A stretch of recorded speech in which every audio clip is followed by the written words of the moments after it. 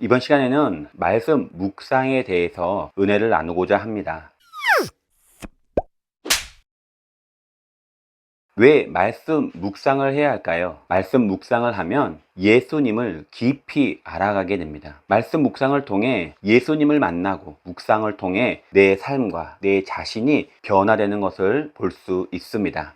말씀 묵상은 명상이 아닙니다. 성경 지식을 공부하는 것도 아닙니다. 묵상은 말씀에 순종하는 것이고 또 그로 인해 내 삶이 변화되는 것입니다. 묵상을 하는 궁극적인 목표는 묵상을 통해 예수 그리스도를 더 닮아가는 것입니다. 말씀을 묵상하면 신앙생활에 어떤 유익이 있을까요?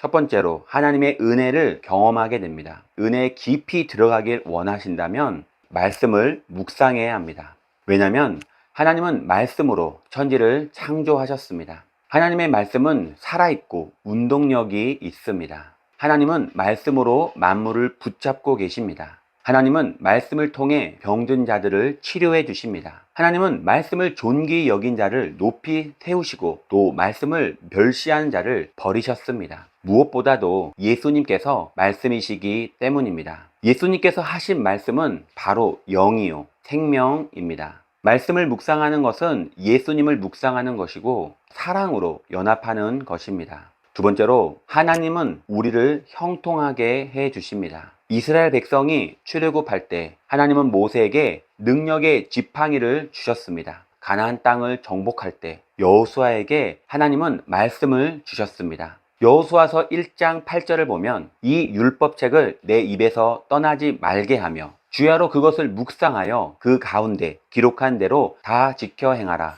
그리하면 내 길이 평탄하게 될 것이라. 내가 형통하리라. 여호수아가 정복 전쟁 중에서도 형통할 수 있었던 것은 그가 묵상하는 사람이었기 때문입니다. 주야로 하나님의 말씀을 묵상하며 담력을 얻었고 하나님의 인도하심을 받았고 성령의 지혜를 얻었습니다.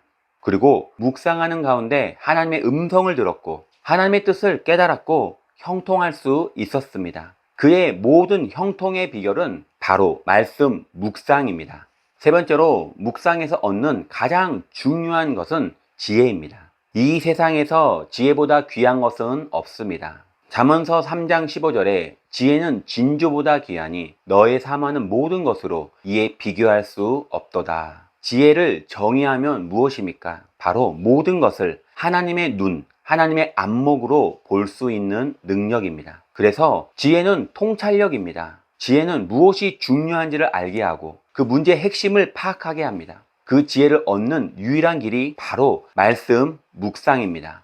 다윗도 시편 119편에서 묵상을 통해 원소보다 명철하고 스승과 노인보다 승한 지혜를 얻게 되었다고 고백합니다.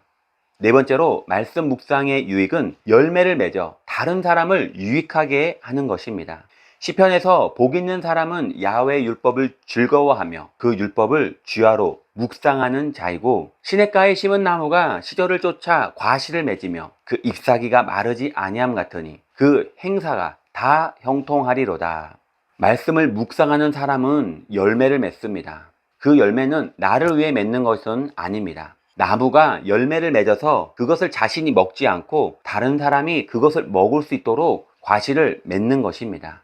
그래서 우리가 말씀 묵상을 통해 열매를 맺으면 사람을 살리고 그에게 희망을 주고 그들을 하나님께로 인도함으로 그리스도의 제자가 될 수 있습니다. 요한복음 15장 8절을 보면 너희가 과실을 많이 맺으면 내 아버지께서 영광을 받으실 것이요 너희가 내 제자가 되리라. 풍성한 열매를 맺기 위해서 말씀 묵상이 우리의 삶 가운데 이루어져야 합니다. 말씀 묵상은 그것은 형통한 자가 되고 축복받는 자가 되는 길입니다. 내 존재 자체가 바뀌는 것입니다. 형통한 삶, 축복받는 사람이 되어 많은 사람에게 영향력을 끼칠 수 있습니다. 오늘도 말씀 묵상을 통하여 예수님을 닮아가고 열매를 맺어 많은 사람을 이롭게 하는 귀한 성도님이 되시기를 예수님의 이름으로 축원드립니다.